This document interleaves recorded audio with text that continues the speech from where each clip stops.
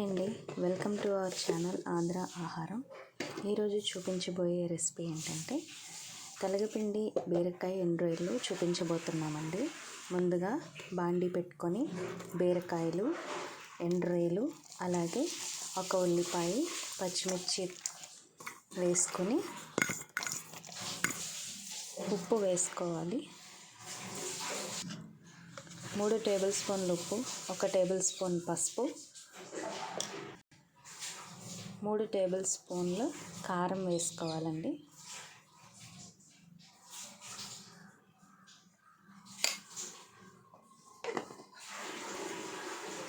వీటన్నిటిని ఒకసారి బాగా కలుపుకోవాలి. ఎందుకంటే దీన్ని మనం కలియబెట్టి చేస్తాం కాబట్టి నూనె ఏమి వేయకముందే అలాగా మగ్గబెట్టుకోవాలండి. బీరకాయలో ఉన్న వాటర్ తోటి అలా మగ్గుతుంది.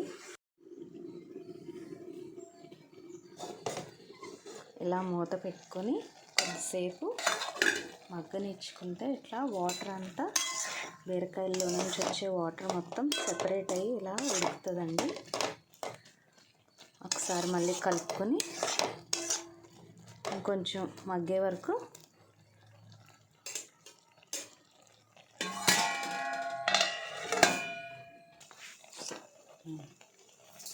ఇలా దగ్గర పడిన తర్వాత 2 గ్లాసెస్ ఆఫ్ వాటర్ని వేసుకోవాలి.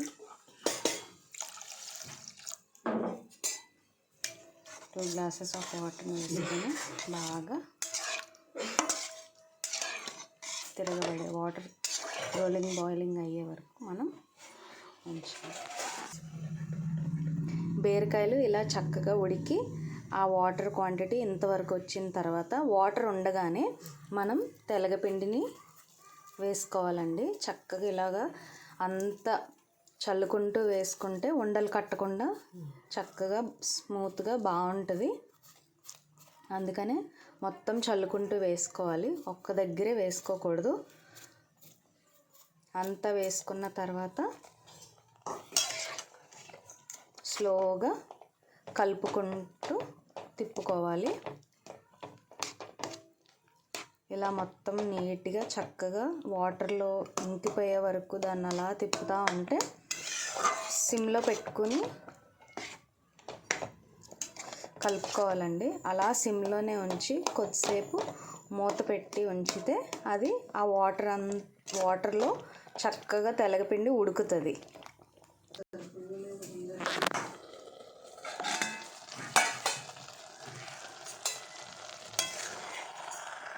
మధ్య మధ్యలో కలుపుకోవాలండి. ఈ వాటర్ ఉంది కదా, ఈ వాటర్లో చక్కగా ఉడికిపోతుంది.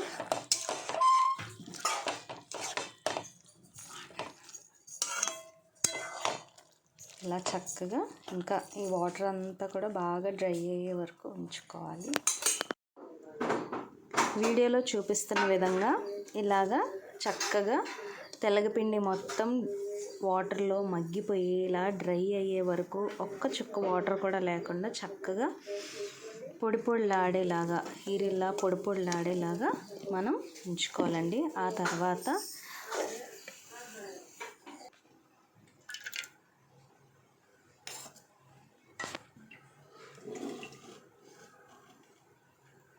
బాండీ పెట్టుకొని తాలింపుకు సరిపడా నూనె వేసుకోవాలి. నూనె చక్కగా వేడి అవ్వనివ్వాలండి. వేడి అవ్వకపోతే మనం ఆల్రెడీ తీసి సెపరేట్ చేసుకున్న ఎండ్రాయిలు ఏవైతే ఉన్నాయో దాన్ని ముందుగా నూనెలో వేయించుకోవాలి. లేకపోతే టేస్ట్ అంత బాగోదు, స్మెల్ కూడా స్మెల్ వస్తుంది. కాబట్టి నూనె వేడయిన తర్వాత మనం ఎండ్రాయిల్ని ముందుగా వేయించుకోవాలండి.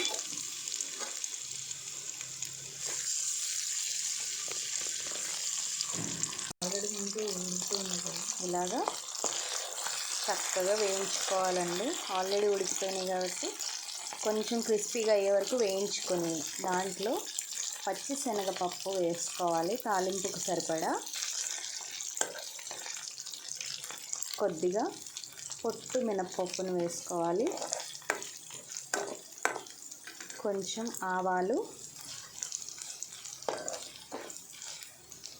కొద్దిగా జీలకర్రను వేసుకోవాలి. ఒక 2 ఎండుమిరపకాయలను వేసుకోవాలండి.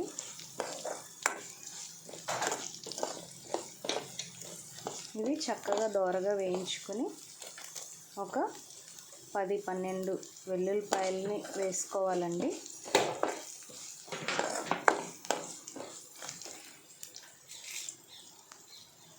కొంచెం కరివేపాకును వేసుకోవాలి. ఇవన్నీ చక్కగా తాలింపు అంతా వేగిన తర్వాత, ఇప్పుడు తాలింపు వేగిన తర్వాత ఇందాక ఉడికించి పెట్టుకున్నటువంటి బీరకాయ తెల్లగపిండి మిశ్రమాన్ని తాలింపులో వేసుకోవాలండి. చక్కగా కలుపుకుంటూ వేసుకోవాలి.